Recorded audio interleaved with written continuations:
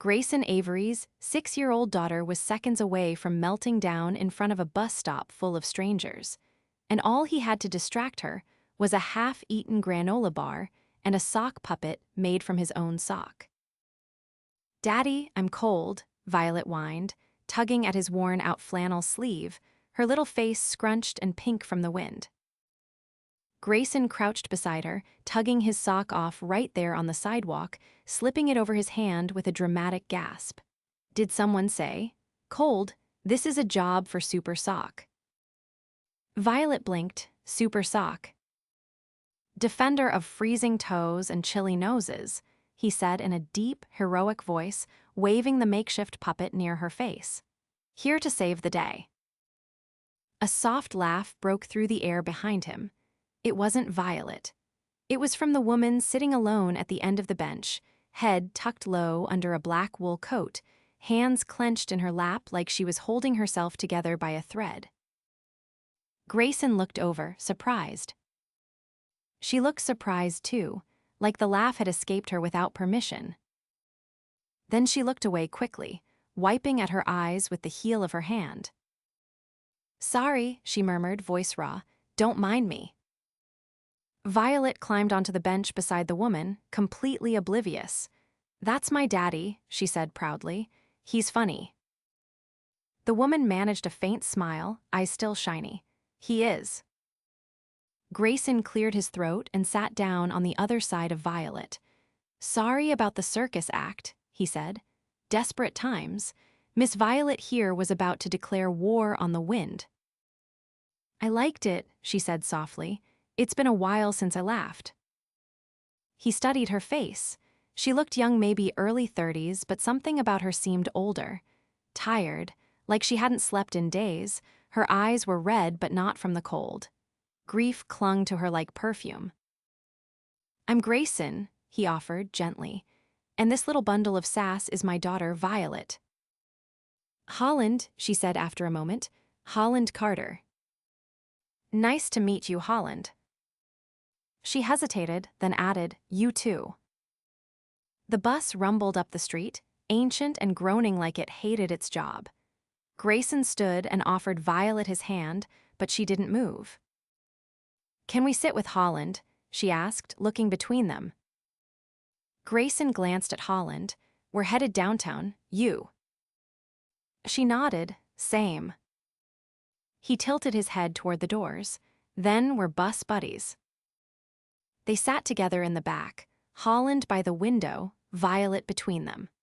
The ride was bumpy, and Violet chattered nonstop about everything from her missing shoelaces to her dream of owning a unicorn named Toast. Grayson noticed how Holland listened, really listened, like she needed the noise to drown out her own thoughts. Every once in a while, she'd smile, but it never reached her eyes. When Violet dozed off against Holland's side, Grayson leaned in a little. "You okay?" She looked at him, startled. "Why would you ask that?" "You looked like you were carrying the weight of the world at that bus stop. And now, you look like you're trying not to cry." She hesitated, then quietly, "I buried my father yesterday." Grayson's face softened. "I'm sorry," he said, sincere. "He raised me alone," she added, voice trembling. "He was everything." Grayson nodded slowly. "I get it." "You do." "My wife passed away 4 years ago. Violet was too. I've been winging it ever since." They sat in silence for a moment, the city humming around them. Then Holland said, "I don't know how to do this without him." "You don't have to know," Grayson said gently. "You just try, you wake up and you try again the next day." The bus screeched to a stop. Holland stood. "This is me." Grayson blinked. "Already?" She looked down at Violet, still asleep, then back at him. "Thank you, Grayson." "For what?" "For making me laugh today, for being kind." He shrugged. "Anytime." She hesitated, then reached into her coat and pulled out a card. "If you ever want to talk about winging it, or Violet needs a unicorn, call me." He took the card, looked down at it, and his eyebrows lifted. It was thick, expensive. White embossed letters read, Holland Carter, Carter Real Estate Holdings. He looked up, surprised, but she was already gone, coat fluttering behind her like a ghost. Over the next few days, he kept the card in his wallet. He didn't call, not because he didn't want to, but because he didn't know what to say. Then one rainy morning, Violet tugged on his coat as they passed the same bus stop. "Let's wait with Holland," she said. "I don't think Holland rides the bus anymore, sweet pea," he said with a soft chuckle. But she was there. Same coat, same bench, staring down at her hands like she was trying to find something that had been lost. Grayson stopped in front of her. Her head lifted slowly. "Hi," she said, soft. "Hey," he said, a little stunned. "Didn't think I'd see you again." "I hoped I would," she admitted. He looked at her. She looked at him. And just like that, something shifted, something real. "I was just about to grab breakfast," he said. "Wanna come with us?" She smiled, small but genuine. "I'd like that." They walked together, Holland on one side of Violet, Grayson on the other. And for the first time in a long time, all three of them felt like they were exactly where they were supposed to be. The rain had thinned to a mist by the time they reached the cafe. Violet darted ahead, her boots splashing through shallow puddles as she reached for the brass handle of the small corner shop. Grayson held the door open, letting Holland step inside first. Warmth and the scent of cinnamon wrapped around them. The place was cozy, with mismatched chairs and copper pendant lights strung low over the tables. A chalkboard menu hung crookedly above the counter, the day's specials scribbled in different colors. Holland stood near the entrance, her eyes scanning the room like she wasn't used to stopping anywhere without a driver or an assistant clearing the way. Grayson noticed the way she touched her necklace absently, like it grounded her. "Pick your throne," he said. She blinked. "What?" "Table, booth. That armchair in the corner that looks like it was stolen from someone's grandmother. Choose your kingdom." A short laugh escaped her. "Booth." Violet slid in first, tossing her backpack beside her. Grayson sat across from her, and Holland eased in beside Violet, her hands still tucked in her coat pockets.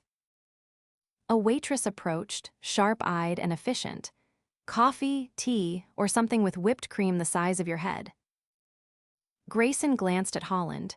She hesitated, then said, "Black coffee, no sugar." He raised a brow, living dangerously. The waitress turned to him. "Pancakes for the little one, scrambled eggs for me, and I'll take my coffee with enough sugar to make my dentist cry." The waitress scribbled, nodded, and left. Holland leaned back. "So, how long have you been coming here?" Since Violet decided pancakes were the only reason to get out of bed on weekends. Violet looked up from her coloring. "I like the syrup with the strawberries in it." Holland smiled faintly. "You've got good taste." Grayson watched her carefully. There was something about the way she glanced around the cafe, not like she was judging it, but like she was trying to memorize it. "You don't get out much, do you?" he asked. She glanced at him, startled. "Excuse me." "Not like this. Not places where people yell their orders and the silverware doesn't match." She looked away. "I used to." "What changed?" "My father got sick. I moved into his place to take care of him. Everything else got smaller after that." Grayson nodded slowly. "You didn't just lose a parent, you lost your world." She didn't answer, but her silence said enough. Their food arrived quickly. Violet dug into her pancakes with the singular focus of a child on a sugar quest. Holland picked at her toast, her appetite clearly still in hiding. Grayson poured syrup over his eggs. "So, what does Carter Real Estate Holdings actually do?" She hesitated, then gave him a sidelong glance. We develop commercial properties, office towers, retail spaces, luxury apartment buildings. He let out a low whistle. That's a whole different universe from this place. It used to be my father's universe. I inherited it. You run it now. I'm supposed to. He tilted his head. You don't sound thrilled. I'm not sure. I want to spend the rest of my life in boardrooms, arguing over square footage and parking permits. Then don't. It's not that simple. Maybe it is. She blinked, surprised by the bluntness. You don't know what kind of pressure I'm under. You're right. I don't. But I do know what it's like to wake up and realize you're living someone else's idea of your life. She stared at him for a long moment. Then she said, What do you do, Grayson? He shrugged, wiping syrup off Violet's chin as she grinned at the mess. I work construction, mostly small gigs, renovations, fixing things people break. And before that, I worked for a bigger firm, quit when Violet was a baby, needed to be around more. That must have been hard. Still is, he said, not flinching from the truth, but worth it. They finished breakfast slowly, the conversation dipping into lighter things. Holland asked Violet about her favorite cartoons. Violet tried to convince her that dragons were real and lived in the sewers under the city. Grayson watched the way Holland listened, not humoring her, but genuinely interested. When they stepped back outside, the clouds had started to break apart. Holland paused on the sidewalk, adjusting the strap of her purse. I have a meeting, she said reluctantly. I should go. Grayson nodded. Boardroom. Unfortunately. Violet tugged on her sleeve. Will we see you again? Holland looked down, her expression softening. I hope so. Grayson watched her hail a cab, the way she moved like she was stepping back into a different skin. He didn't call after her, didn't ask for anything. But 2 days later, she showed up at his building. It was late afternoon, and Grayson was hauling a busted cabinet into the back of a van when he saw the sleek black car pull up. Holland stepped out, wearing jeans and an oversized sweater, no coat, no heels, just her, raw and unguarded. I need your help, she said. He wiped his hands on a rag. With what? I bought a building last year. It's been sitting empty since the tenant backed out. It's just gathering dust. Grayson raised an eyebrow. You want me to renovate it? Not just that, she said. I want to turn it into something real, not another office. Something that matters. Like what? A community space. Art, music, workshops, classes for kids, maybe a garden on the roof. He studied her. Why now? Because I need to believe that something good can grow out of what I've lost. He didn't answer right away. Then he said, You sure you're ready for that? No, she admitted, but I'm tired of living in the past. He nodded once, then let's build something together. She smiled, not the polite kind, the kind that came from somewhere deep. And just like that, something started, not a romance, not yet. But a foundation. And neither of them had any idea how fast it would change everything. Grayson pushed open the heavy door of the building Holland had purchased, a once-abandoned factory with brick walls worn by decades of weather and silence. The air inside was thick with dust and the scent of old wood and rusted metal. Rays of afternoon light streamed in through cracked windows, catching floating motes like gold in the air. This place has bones, he murmured, running a hand along the iron railing of the upper mezzanine. Stubborn ones, but they'll hold. Holland stepped in behind him, her boots crunching softly over broken tile.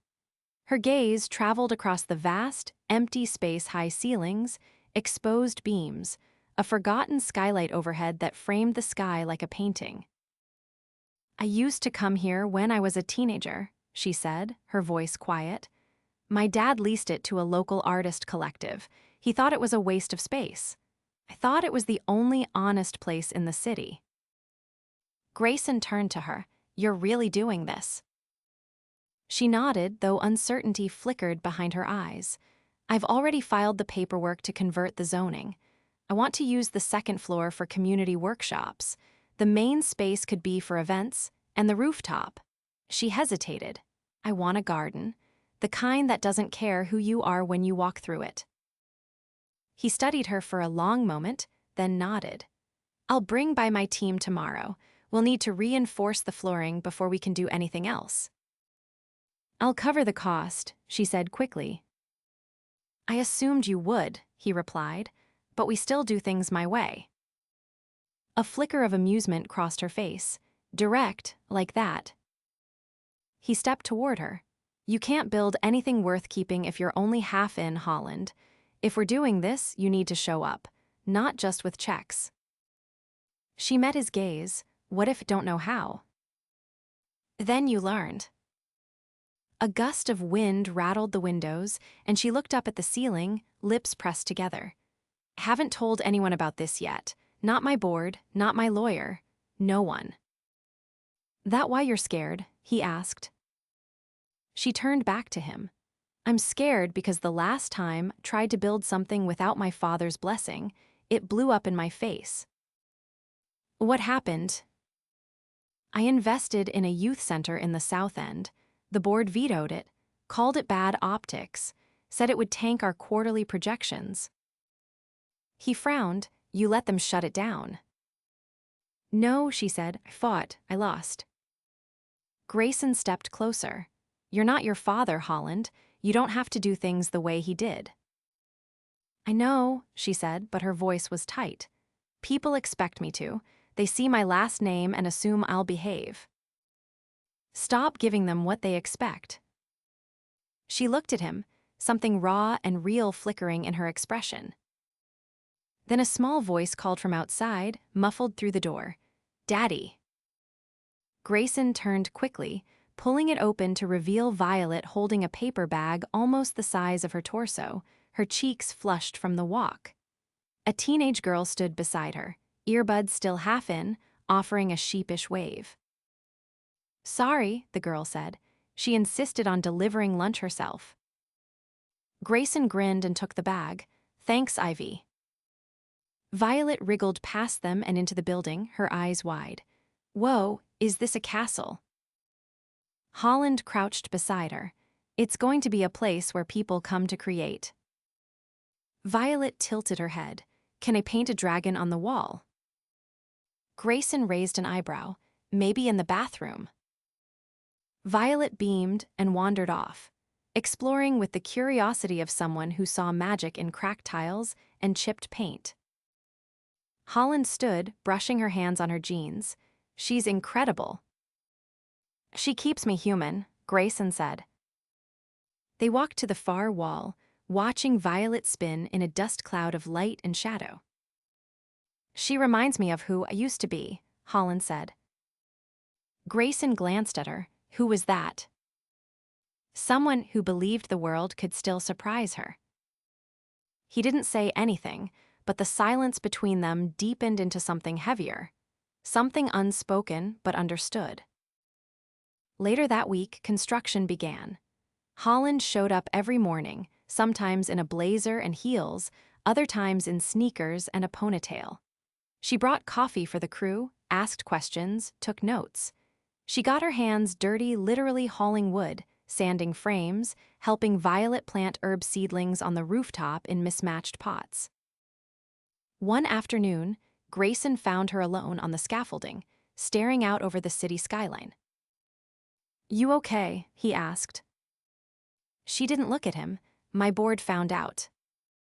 Let me guess, they're not thrilled. They're furious. They called an emergency meeting. Want me to explain why I'm funneling funds into a project with no projected ROI. Grayson leaned against the railing. You going to explain? I'm going to resign. He straightened. What? I'm tired of building towers that scrape the sky but never touch the people below.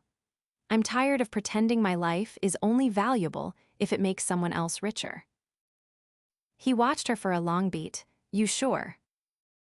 No, she said, but I'm more sure than I've ever been about anything else. He reached into his tool belt, pulled out a marker, and handed it to her. What's this for? First wall goes up tomorrow. I want you to write the first name on it. She hesitated, then leaned down and scrawled in careful, slanted letters across the beam. For the ones who never had a door to open. She stepped back, eyes glassy. If I fail. You won't, he said firmly. How do you know? Because you've already changed something, he said, looking at her. See it in Violet's eyes when she talks about this place. See it in your hands when you touch the walls like they matter.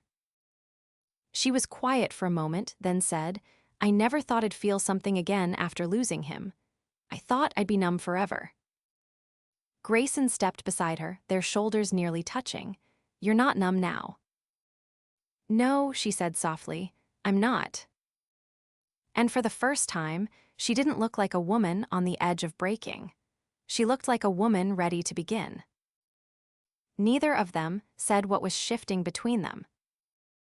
But it was there. Undeniable. Grayson stood at the edge of the rooftop garden, tugging at the sleeves of his paint-streaked sweatshirt, watching as Violet carefully arranged mismatched flower pots around the perimeter. The sun was just beginning to dip behind the skyline, casting the city in a wash of amber and rose.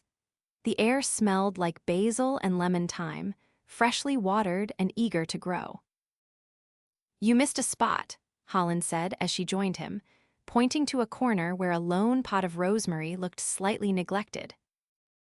I was leaving that for the expert, he said, nodding toward Violet. She's got good instincts, Holland said. She told me the lavender needed more sunshine and less attitude. Grayson chuckled. Sounds about right.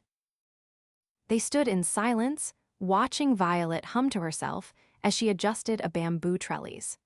A breeze lifted the edges of Holland's linen shirt, and she tucked a strand of hair behind her ear absent-mindedly. How'd the meeting go? Grayson asked without turning. They finalized everything this morning, she said quietly. Signed the papers. He looked at her then. You're really out. I am. They weren't subtle about their disappointment. One of them told me I was walking away from a legacy. He studied her face. And what did you say to that? I told him I wasn't walking away from it. I was building something new with mine. A slow grin tugged at the edge of his mouth. I guess I'll have to start calling you boss now. She raised an eyebrow. You already don't listen to me. I listen, he said. I just prioritize. Holland stepped closer to the railing. Tomorrow's the launch. You ready? As ready as we're gonna be. The scaffolding's gone, the lights are up, and Violet's dragon is officially guarding the 3rd floor. She made it breathe glitter, Holland added. We'll never get that off the floor. I don't want to. She looked down at the courtyard below, where folding chairs and string lights were already being arranged for the opening celebration. I want every piece of this place to carry someone's fingerprints. I think we've got that covered. She turned to him, her expression unreadable for a moment. Can I ask you something? Anything. If I hadn't sat down at that bus stop, do you think we still would have met? He exhaled slowly. I don't know, but I think we were both overdue for something unexpected. I didn't expect any of this. Not you, not your daughter. Not this second chance, didn't even know I wanted. Grayson stepped closer. You think this is just a second chance? What else would you call it? I think it's our first real one. The distance between them evaporated. Her fingers brushed his. He took her hand, not tentative, not uncertain, but steady and sure. I don't do this lightly, she said, searching his face. I've built walls around myself for years. I didn't think anyone could break through them. I didn't want to be seen, he said. Not really. Not as the guy who lost his wife or the father who's always trying to catch up. You're not behind, she said. You're just finally running with someone. His free hand slid to her waist, and she leaned into him as if it was the most natural thing in the world. There was no rush, no desperation, just quiet, certain gravity pulling them together. Below, Violet's laughter rang out as someone handed her a helium balloon that immediately escaped into the sky. She pointed after it, squealing with delight. Holland smiled against Grayson's shoulder. She's the heart of this place. She's the reason I kept going, he said. And now. He looked down at her. Now I want more than just surviving. I want something that looks like a future. The following evening, the building opened with a soft launch, no press. No photographers, just families from the neighborhood, artists, teachers, old friends from the community center, and a few curious passers-by drawn in by the music and the smell of fresh bread from the local baker they'd invited in. Holland stood at the entrance greeting guests, her bare arms dusted with flour from helping plate the food. She wore no jewelry, no makeup, just a simple navy dress and a gleam in her eye that hadn't been there before. Grayson watched her from across the room as he adjusted the height of a projector screen, showing a loop of community-submitted artwork. Violet was crouched under a table nearby, giving a serious pep talk to a nervous boy holding a violin. When Holland finally reached him, her cheeks were flushed from the heat and the attention. You look like you belong here, he said. I feel like I do. They walked together to the rooftop just as the sun dipped below the skyline. The garden glowed with tiny lanterns, and a few guests had wandered up to sip lemonade and admire the view. I got you something, Holland said, reaching into her satchel. She pulled out a small, square box wrapped in brown paper and twine. Grayson opened it slowly. Inside was a brass key with a number etched into it. Suite 401, she said. The studio space above the garden, it's yours. He stared at it. You're giving me a whole floor.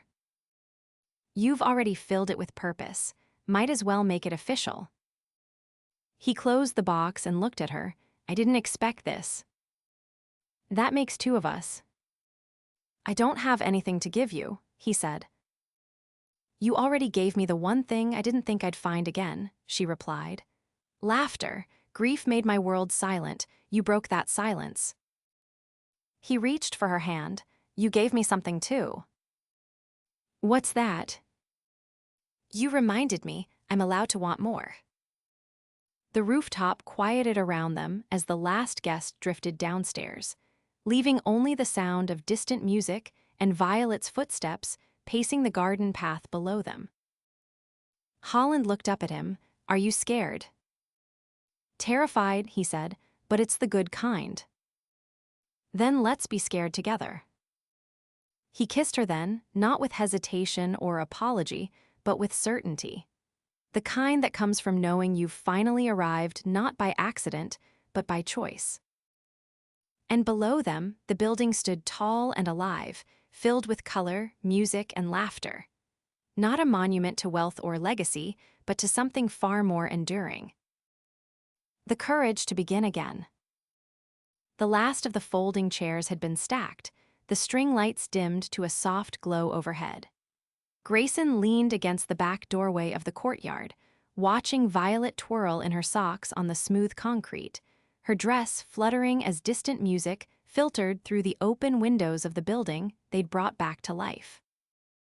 Inside, Holland stood in front of the display wall, quietly adjusting a crooked photo frame.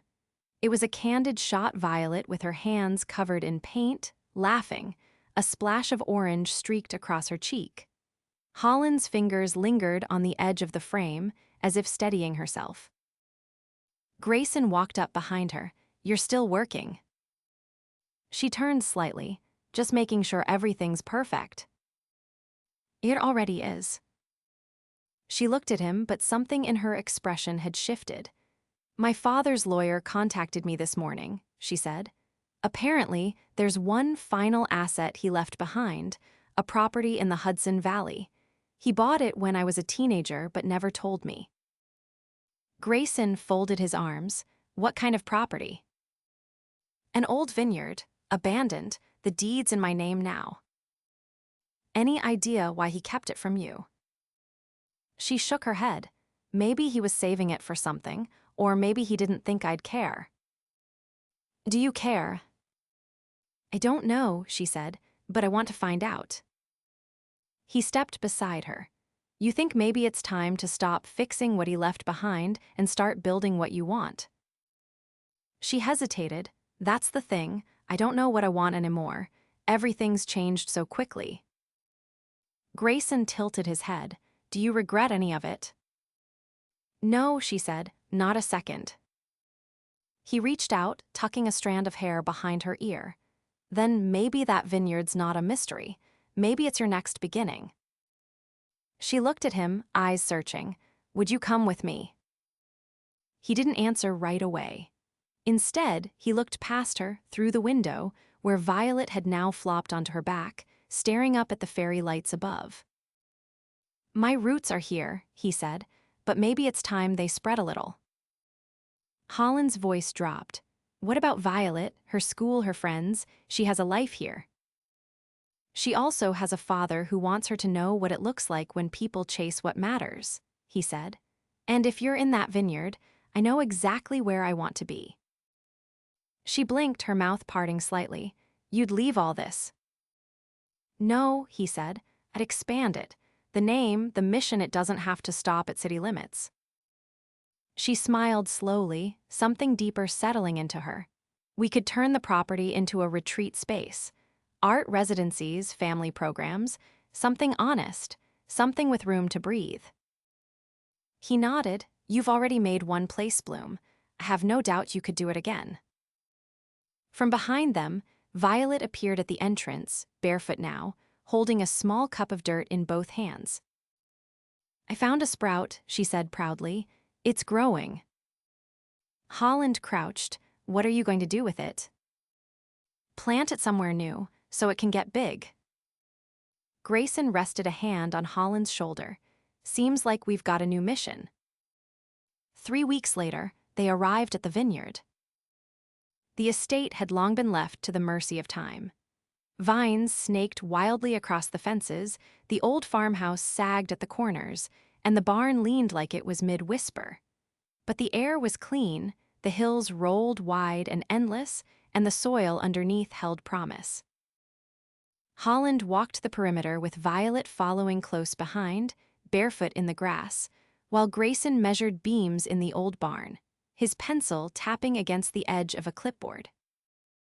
That night, they camped inside the farmhouse, wrapped in blankets, the windows thrown wide to the scent of earth and evening. Holland sat on the porch steps, sipping cider from a chipped mug as Grayson joined her, his flannel sleeves rolled up, forearms dusted with sawdust. "This place feels different," she said. "Because it's not tied to anything that came before." She leaned into him. "It's ours, isn't it?" He nodded, from the ground up. They sat in silence, watching fireflies blink across the field. "I never thought I'd fall in love here," she whispered. His brows lifted slightly. "Here." "In the middle of nowhere, in the middle of my grief, in the middle of a life I didn't choose." Grayson drew her closer. "You didn't fall in love in the middle, you started over, and I was lucky enough to be there when you did." She turned her face toward his. "Say it." He didn't hesitate. "I love you, Holland." She swallowed. "I love you too." They kissed under the stars, slow and certain, no rush, no fear, just the quiet understanding of people who had found something solid in the wreckage of what came before. By late summer, the vineyard had been cleared. The soil had been tested and tilled, the barn converted into an open-concept gathering space with floor-to-ceiling windows that let in the morning light. Holland's first retreat filled every room with laughter and paint-splattered joy. Violet made friends with a local goat, and Grayson taught weekend woodworking classes in the barn. They didn't need to define what they were. It was clear in every glance, every decision made side by side. They shared a bedroom that overlooked the hills, a coffee pot that never quite shut off, and a garden that grew faster than either of them had expected. One golden afternoon, as guests packed their bags and thanked them for the weekend, Holland walked out to the edge of the property with Grayson and Violet. She held up a painted sign, freshly dried and carefully carved. "The Avery Carter Sanctuary," she said. "What do you think?" Grayson took it from her hands and hammered it into the soil beside the gate. "I think it's perfect." Violet tugged at his hand. "Can we stay forever?" Grayson looked at Holland. Holland looked at him. And together they said yes. Not just to the question, but to everything that came next. To the life they had chosen, to the home they had built, to the love that had grown not in spite of the losses they'd carried, but because of them. And in that place far from the city, far from the noise, they lived fully, fiercely, and together. Always.